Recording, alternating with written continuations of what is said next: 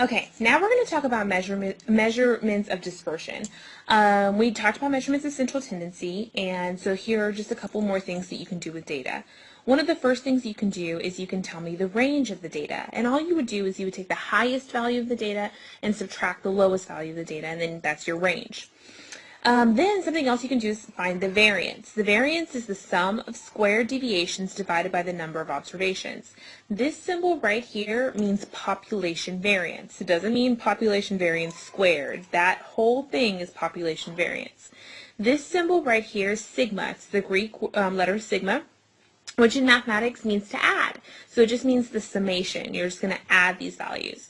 So what you're going to do is you're going to take all of your x values and subtract the mean, because that's your deviation. You're going to see how far each x value is away from the mean. Then you're going to square it and divide it by the number of observations, the sum of that value divided by the number of observations. It'll make more sense when I complete one. Now, when you're looking for variance, right now in the course of mathematics that we're in, all variance does is help you find standard deviation. What standard deviation is like your plus or minus value. Have you ever heard anyone say, oh, it's this much plus or minus this value? For example, I could say, hey, the average on the test was a 70 plus or minus 5 points. So 65 to 75, like something around there. So you ever wonder where that plus or minus value came from? That's your standard deviation. So two of the most important measurements that you can do with data is find the average, which I showed you how to do in measures of central tendency, and to find the standard deviation. And to find standard deviation, all you do is you take the square root of variance, and that gives you standard deviation. Okay, so that's why you have to learn how to find variance, because once you found that, you just take the square root of it to find standard deviation. Okay, so let's say we have the insurance company example where these 4 cars were in a wreck, and this is how much it's going to take to fix each car. Okay, so the very first thing I want you to do is find the range. So to find the range, you're going to take the highest value, which is 466, and subtract the lowest value, which is 219, and you get your range, and the range would be 247. Easy peasy. So usually no one has really, difficulties with range. But then we're going to do the variance. We're going to find the variance of this data. I'm going to do this one by hand just because it has only four numbers in it. So if you have a scientific calculator, like, a calculator that doesn't do variance for you, this is how you're going to have to do each problem. Okay?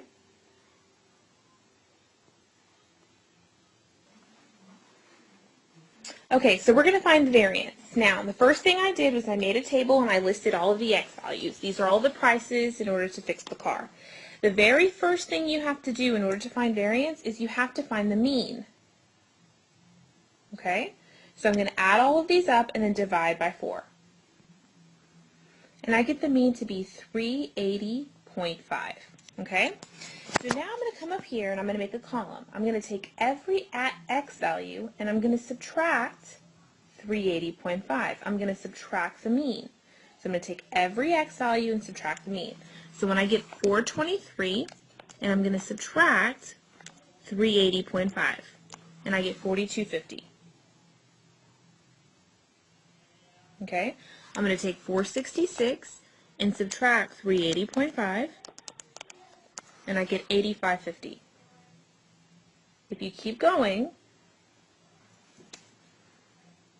you finish out the column. Okay? So that's your first table. It's going to be your x values minus your mean, which is what we just did. Okay? Then what you're going to do is you're going to take those values in that column, your x minus your mean column, and you're going to square them. So I'm going to take 4250 and square it, and I get 1806.25. I'm going to take 85.5 and square it, 7310.25. Finish out the column. Okay, so here's the column. Now, remember the formula for variance. Variance is the sum of x minus mu squared divided by n. That's how you find variance. Well, here's your x minus mu squared column. So all I have to do is find the sum of them. I have to add them together. When I add all of these together, I get 36,321. 36,321. Then you have to divide that summation by the number of values that you started with, which is 4. And I get my my standard deviation to be 9080.25. Okay? Now some people might be asking, Miss Celia, how come you're using an S and not that symbol? And that's a very good question. This right here means sample variance. This right here means population variance. Okay? We're dealing with a sample because we only had 4 cars. We're not doing all of the cars that ever were wrecked at this insurance company. So this is sample sample variance. It doesn't matter because it's pretty much done the same way, okay? Except, which means I messed up, sorry. Except, okay, when you're working, I'm glad I'm explaining this because I caught myself. When you're working with sample variance, you have to do n minus 1, okay? Population variance, you divide by n, but sample variance, you divide by n minus 1. So since we had 4 values to start off with, I'm going to subtract 1. I'm actually going to divide it by 3. And so since I divide by 3, my sample variance is going to be 12107. Okay? 12107. Sorry about that. I'm glad I explained that. So then to find, so that's your answer. That's your answer for sample variance. To find the sample standard deviation, all you have to do is square root your variance. So my standard deviation is the square root of 12107, which equals 110.03. 110.03. That's my standard deviation. Here is my variance, okay? So if they were to ask, hey, what is the average cost of repair for these 4 cars? It was $380.5, so $380.50, give or take $110.03.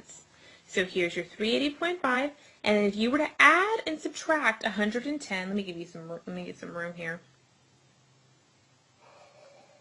Take 380.5 and subtract the 110.03, and you get 270.47. And if you add it, you get 490.53. So now I have this window. Oh, I'm still on eraser, sorry. I have this window.